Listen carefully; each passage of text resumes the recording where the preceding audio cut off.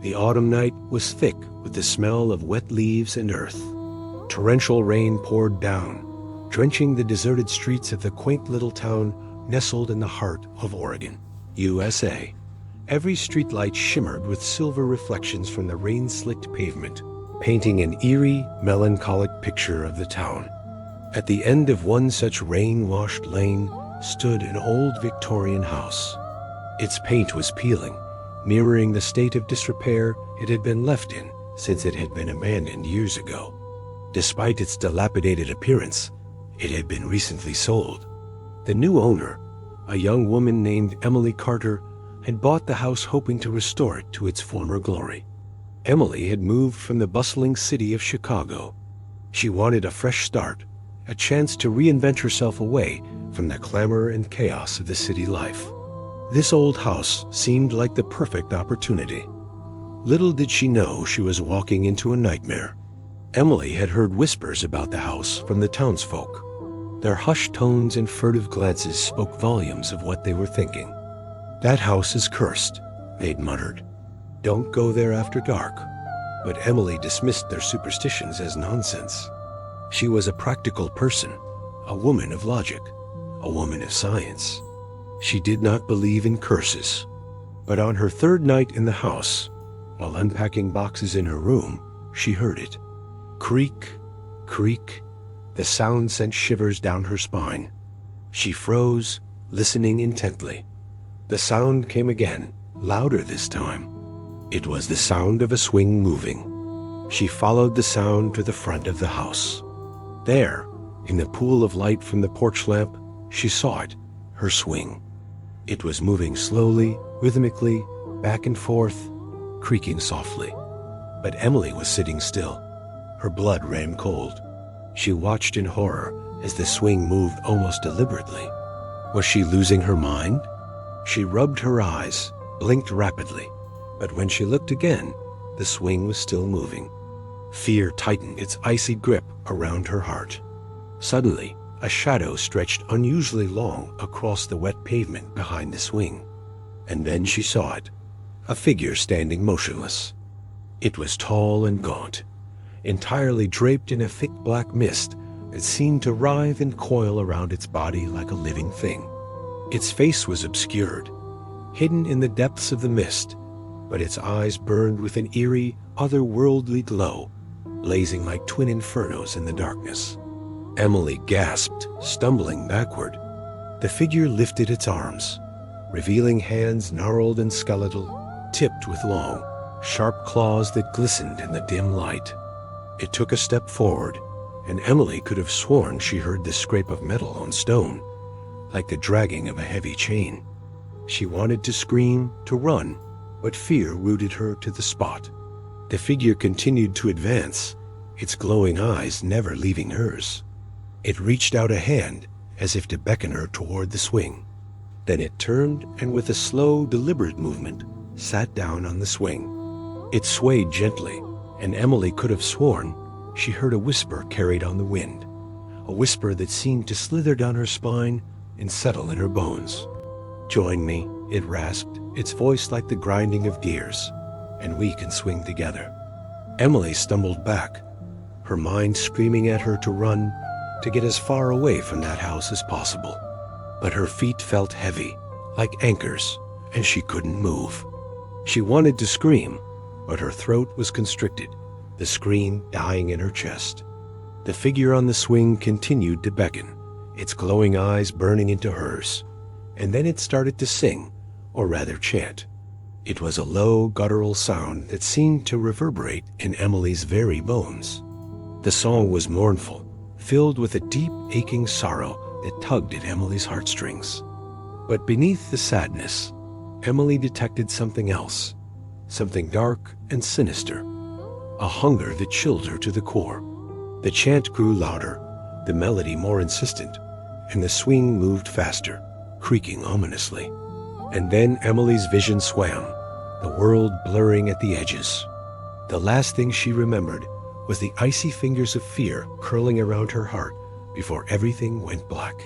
When the sun finally peeked through the heavy clouds the next morning, the townsfolk emerged cautiously from their homes. Drawn by an unseen force, they all turned toward the old Victorian house. They stood in small groups, whispering in hushed tones. The rain had stopped, but the wind was cold and relentless. As if mirroring the chill that had settled over the town, they knew instinctively that something was wrong. One of the braver souls stepped forward, walking up to the house and hesitantly knocking on the door. No response. He tried again, louder this time, but only silence answered him. Someone called out, "Hello, Emily," their voices echoing in the stillness. Still, there was no reply. Emily Carter had vanished. The disappearance of Emily Carter sent shockwaves through the quiet town. Her car was still parked in the driveway, its engine untouched, indicating that she hadn't just left. Her purse lay on the kitchen table, her phone on the counter, her keys dangling from the oven handle, all suggesting that she had simply vanished into thin air. The authorities searched the house, the grounds, even the nearby woods, but found no trace of her. It was as if she had evaporated, leaving behind only a haunting mystery and a profound sense of unease. Days turned into weeks, weeks into months, yet there was still no sign of Emily Carter. The case went cold. The media circus died down, and the town slowly began to heal. But the shadow of Emily's disappearance lingered, a constant reminder of the enigma that was the old Victorian house at the end of the lane. Some believed that Emily had run away, that she had chosen to disappear, leaving behind the burdens of her past for a new, unknown life somewhere out there. Intrigued by the local lore, decided to test their bravery and ventured into the overgrown garden of the old house. They pushed open the creaking gate and walked up the crumbling path. As they approached the house, the hair on the back of their necks prickled. The air grew colder and the shadows deepened, making it difficult to discern reality from the shadows cast by their imaginations.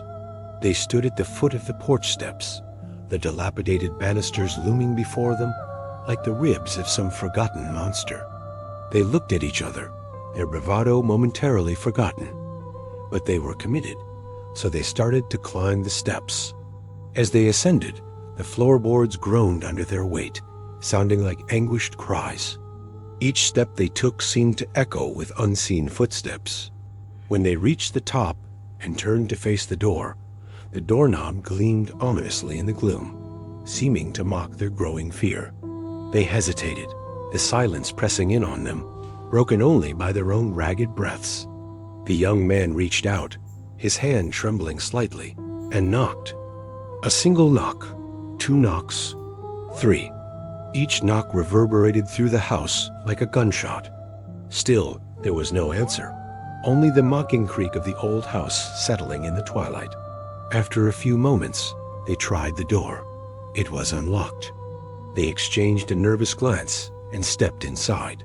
The interior of the house was shrouded in darkness, illuminated only by slivers of moonlight filtering through grimy window panes.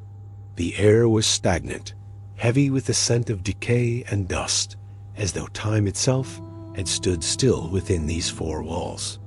The couple moved deeper into the house, their footsteps echoing in the vast emptiness.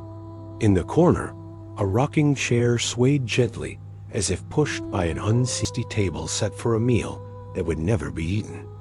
In the distance, they could hear what sounded like whispers, voices speaking in hushed tones. But when they turned to investigate, they found nothing. They climbed the grand staircase, its once vibrant runner now threadbare and stained, leading them to a landing with doors that loomed like jagged teeth in the darkness. The young woman stopped in front of a door adorned with a faded floral wallpaper. She hesitated, sensing something behind the weathered wood. Suddenly, a musical box began to play a haunting melody. Startled, the couple whirled around. They couldn't see where the music was coming from. The young woman's eyes fell on a nearby mirror, its surface tarnished with age. As she stared, she could have sworn she saw a fleeting glimpse of a girl in a Victorian nightgown standing behind her, a strange and unsettling sight that vanished as quickly as it appeared. Terror gripping their hearts, the couple fled the house, stumbling over each other in their haste to escape. They didn't stop running until they reached the safety of their car, their breaths ragged, their bodies shaking with fear. As they drove away, they dared not look back, knowing that the old Victorian house at the end of the lane would remain forever shrouded in its chilling mysteries. From that night on, the legends of the old house grew, taking on a life of their own. Many who dared to venture too close to the house claimed to have felt an icy cold that had nothing to do with the autumn chill. Some even swore they'd heard the mournful strains of a music box echoing on the wind, a haunting reminder of the unseen spirits that were said to linger within those decaying walls.